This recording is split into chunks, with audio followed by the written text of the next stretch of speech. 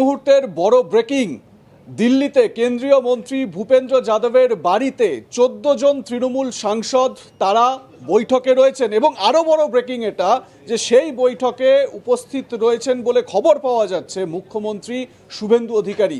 আমি এই বিষয়টা আরও বিস্তারিত জানার চেষ্টা করব, আমার সহকর্মী সুজয় আমার সঙ্গে রয়েছেন। সুজয়, বড় খবর, মানে আজকের দিনটা তো ব্রেকিংয়ের পর ব্রেকিং যাচ্ছে। একেবারে তাই। দেখো, আমরা যেটা জানতে পেরেছিলাম যে একেবারে ঘোষিত কর্মসূচি ছিল যে মুখ্যমন্ত্রী শুভেন্দু অধিকারী তিনি আজকে দিল্লি যাবেন এবং আয়ুষ্মান ভারত যে প্রকল্প, সেই প্রকল্পে অংশ নিতে, সেই প্রকল্পের একটি কর্মসূচিতে সেখানে কেন্দ্রীয় সরকার এবং রাজ্য সরকারের মধ্যে একটা মৌ চুক্তি স্বাক্ষর হবার কথা এবং সেই মৌ চুক্তি স্বাক্ষর করার জন্যেই মুখ্যমন্ত্রী তিনি যাবেন। এবং আজকে এই যেটা টাইম ছিল, ঠিক প্রাথমিকভাবে আমরা জানতে পাচ্ছি যে এই 2:30 থেকে 3টের মধ্যে এটা হবার কথা। এখন ঘড়ির কাঁটা 2:15, কিন্তু মুখ্যমন্ত্রী শুভেন্দু অধিকারী দিল্লি গেলেন।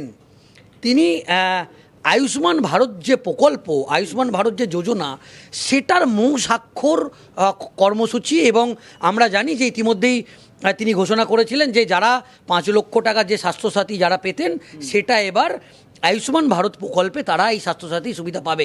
কিন্তু তিনি গেলেন দিল্লিতে, কিন্তু গিয়ে ফার্স্ট হাফে যেটা করলেন সেটা তো রাজনৈতিক মহলের কাছে অত্যন্ত তাৎপর্যপূর্ণ বলে মনে করা হচ্ছে।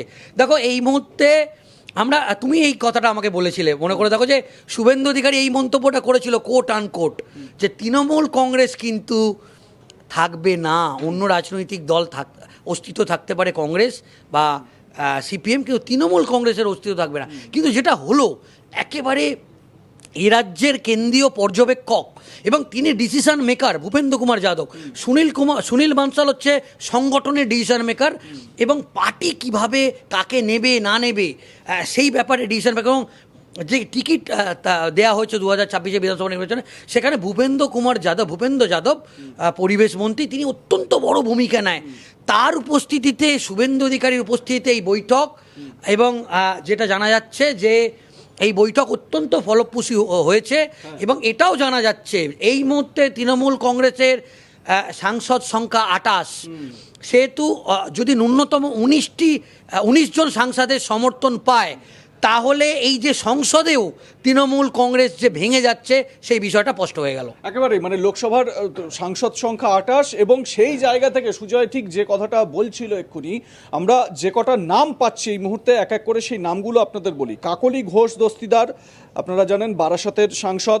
প্রসূন বন্দ্যোপাধ্যায় হাওড়ার সাংসদ। শতাব্দী রায় বীরভূমের সাংসদ। অসিত মাল, তিনি উপস্থিত রয়েছেন এখানে। বাপি হালদার মথুরাপুরের সাংসদ। জুন মালিয়া মেদিনীপুরের সাংসদ। জগদীশ বাসুনিয়া কোচবিহারের সাংসদ। কালীপদ সরেন ঝাড়গ্রামের। অরূপ চক্রবর্তী বাঁকুড়ার। পার্থ ভৌমিক ব্যারাকপুরের। শর্মিলা সরকার বর্ধমান পূর্বের। এই 11টি নাম এখনো পর্যন্ত পাওয়া যাচ্ছে। আরও 3টি নাম, আরও 3 জন সাংসদ, তাদের নাম এখনও আমরা পাইনি। এই 3 জন সাংসদ মিলিয়ে মোট 14 জন সাংসদ এই বৈঠকে উপস্থিত রয়েছেন বলে জানতে পারা যাচ্ছে। 19টি মানে সাংসদের সংখ্যা দরকার, তাহলেই কিন্তু বলা যায় কার্যত অভিষেকের নেতৃত্বে যে তৃণমূল কংগ্রেসের সংসদীয় দল, সেই সংসদীয় দলের আর কোনো অস্তিত্ব থাকবে না। আমার এই জায়গা থেকেই সুজয় একটা কথা বারবার মনে পড়ছে। দেখো, তো আমরা এই নিয়ে আলোচনাও করেছি, শুভেন্দু অধিকারী জেতার পরে নন্দীগ্রাম এবং ভবানীপুর 2 জায়গায় জেতার পরে তার প্রাথমিক যে রিয়াকশনগুলো তিনি দিতে আরম্ভ করেছিলেন, সেটা হচ্ছে গিয়ে যে আগামী দিনে মমতা বন্দ্যোপাধ্যায় বাংলার রাজনীতিতে অপ্রাসঙ্গিক হয়ে যাবে। তাকে যখনই প্রশ্ন করা হচ্ছিল যে মমতা বন্দ্যোপাধ্যায় অভিষেক বন্দ্যোপাধ্যায় সম্পর্কে তিনি সেরকম কিছু বলতেনই না, কিন্তু মমতা সম্পর্কে যখনই জিজ্ঞাসা করা হতো তিনি একটা কথা বলতেন যে মমতা বন্দ্যোপাধ্যায় অপ্রাসঙ্গিক হয়ে যাবে। আমরা কিন্তু সেই ছবিটাই এই মুহূর্তে দেখতে পাচ্ছি। কারণ মমতা অভিষেক, আমি যেরকম আগেও তোমার সঙ্গে আলোচনায় বললাম, তারা রীতিমতো একেবারে কর্নার্ড হয়ে গিয়েছেন। অভিষেক মমতা এই দুজনই রয়েছেন, বাকিরা কিন্তু দিকে দিকে বিক্ষুব্ধ। তারা মমতা অভিষেকের সঙ্গ ছেড়ে বেরিয়ে আসতে চাইছেন। সার্বিকভাবে দেখা যাচ্ছে যে তৃণমূল কংগ্রেস, বারবার এই প্রশ্নটাই উঠছে যে তৃণমূল কংগ্রেস, মমতার তৃণমূল কংগ্রেস, সেই তৃণমূল কংগ্রেসের আর কোনো অস্তিত্ব থাকছে না। একেবারে তাই, এবং এখনো পর্যন্ত যে আপডেট আমরা পাচ্ছি সেখান থেকে একটা বিষয় স্পষ্ট হয়ে যাচ্ছে যে বিধানসভার পর এবার কিন্তু লোকসভাতেও তৃণমূল কংগ্রেসের যে তকমা, অভিষেক বন্দ্যোপাধ্যায় যে দলনেতা লোকসভার, তার নেতৃত্বে তৃণমূল কংগ্রেসের যে সাংসদদের যে টিম, সেই টিমের একটা বড় অংশ যে বিক্ষোভ এবং বিক্ষুব্ধ তারা, এবং যেভাবে তারা ভূপেন্দ্র যাদব এবং মুখ্যমন্ত্রী শুভেন্দু অধিকারীর সঙ্গে যে বৈঠক দিল্লিতে করলেন, যেটা রাজনৈতিক মহলের কাছে অত্যন্ত তাৎপর্যপূর্ণ বলে মনে করা হচ্ছে। তুমি একটি তালিকা পড়েছো, আমার কাছে আরও একটি তালিকা ইতিমধ্যে এসে পৌঁছেছে সেই তালিকা, যেটা জানা যাচ্ছে যে অভিষেক বন্দ্যোপাধ্যায়ের অত্যন্ত ঘনিষ্ঠ পার্থ ভৌমিক, তিনি এই মুহূর্তে অভিষেক বন্দ্যোপাধ্যায়ের হাত ছাড়তে চলেছে। তারা এই মুহূর্তে অভিষেক বন্দ্যোপাধ্যায়, মমতা বন্দ্যোপাধ্যায় দিল্লিতে উপস্থিত থাকলেও একবারের জন্য অভিষেক বন্দ্যোপাধ্যায়ের সঙ্গে দেখা করেনি পার্থ ভৌমিক। আর একজন তৃণমূল কংগ্রেসের অত্যন্ত অভিষেক বন্দ্যোপাধ্যায়ের অত্যন্ত ঘনিষ্ঠ সাংসদ, যেটা জানতে পারছি বাপি হালদার, তিনিও যেটা জানা যাচ্ছে যে বিক্ষুব্ধদের দলে। এছাড়া তিনটি বড় নাম, যারা তিনজন একেবারে অভিনেতা, মানে মানে অন্য জগতের বলা যেতে পারে, এবং তারাও এই মুহূর্তে আমরা যেটা জানতে পাচ্ছি যে তারাও অভিষেক বন্দ্যোপাধ্যায়ের সঙ্গ ছাড়তে চলেছে। তার মধ্যে অভিনেতা দেব, দীপক অধিকারী, জুন মালিয়া এবং রচনা বন্দ্যোপাধ্যায়।